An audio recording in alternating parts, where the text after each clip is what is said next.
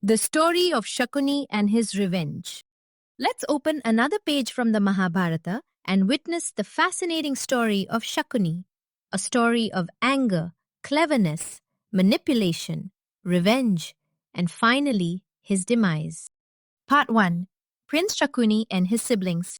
Once upon a time in Dwapar Yuga, there was a kingdom called Gandhara. It was ruled by King Subala and Queen Sudharma. They had 100 sons and one beloved daughter named Gandhari. Among the princes, Shakuni was youngest and known as the sharpest and most intelligent.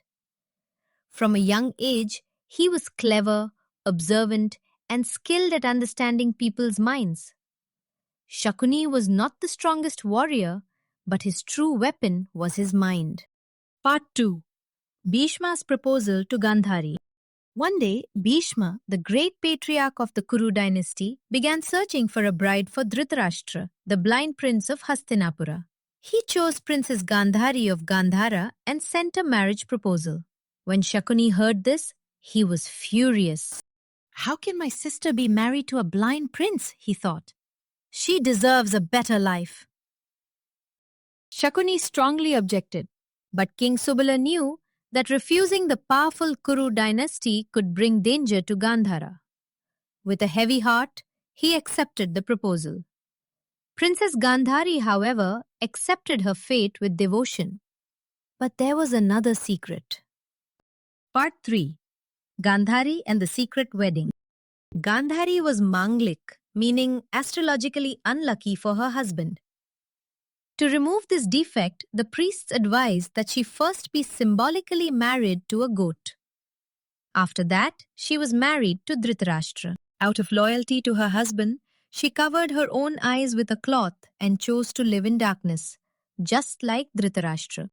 Part 4. Bhishma's anger and the unfair imprisonment. When Bhishma learned about Gandhari's earlier symbolic marriage, he felt deceived and enraged. Under the appearance of royal hospitality, Gandhari's family was invited to Hastinapura. But once they arrived, King Subala and his sons were imprisoned.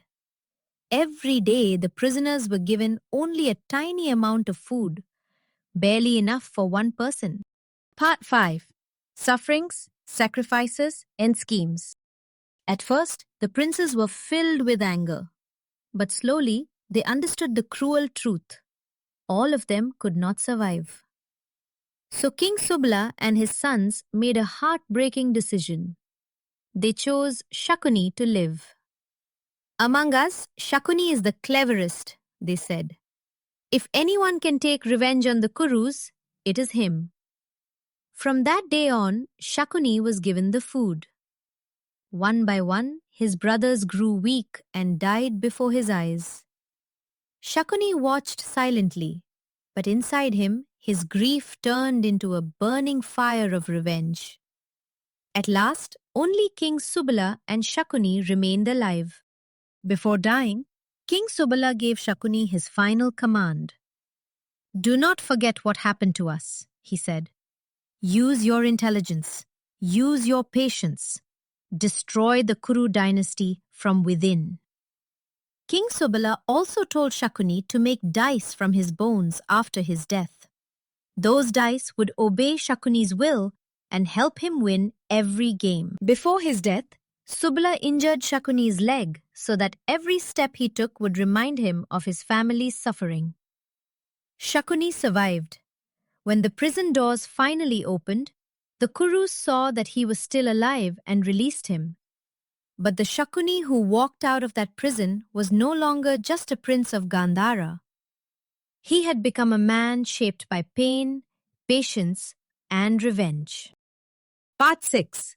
Shakuni's Patience, Planning, and Manipulations. Shakuni did not return to Gandhara. Instead, he stayed in Hastinapura. His limp and his memories became constant reminders of the promise he had made to his father. Soon, Shakuni became close to Duryodhana, the eldest son of Dhritarashtra and Gandhari. Duryodhana was proud, ambitious, and deeply jealous of the Pandavas. The Pandavas were loved by the people and respected for their courage, wisdom, and strength. Shakuni saw Duryodhana's jealousy and used it. Instead of calming him, Shakuni fed his anger. Instead of teaching him fairness, he taught him tricks. Slowly, he filled Duryodhana's mind with suspicion, pride, and hatred. Shakuni knew that to destroy the Kuru family, he did not need to attack from the outside. He only had to turn the family against itself. His greatest plan was the game of dice. Part 7. Deceitful Game of Dice. Duryodhana wanted to take away the Pandavas' wealth and kingdom. Shakuni knew that Yudhishthira, the eldest Pandava, would not refuse an invitation to a royal game. So a grand dice game was arranged in Hastinapura. Yudhishthira sat down to play. But on the other side, Shakuni played on behalf of Duryodhana. The dice rolled again and again, and every time Shakuni won. Yudhishthira lost his riches. Then he lost his kingdom. Then he lost his brother's freedom, himself, and his wife Draupadi. The game became one of the darkest turning points in the Mahabharata. Because of that dice game, the Pandavas were sent into exile. The bond between the Pandavas and the Kauravas was broken beyond repair. Years passed. When the Pandavas returned from exile, they asked for their rightful share of the kingdom. But Duryodhana refused to give them even a small piece of land.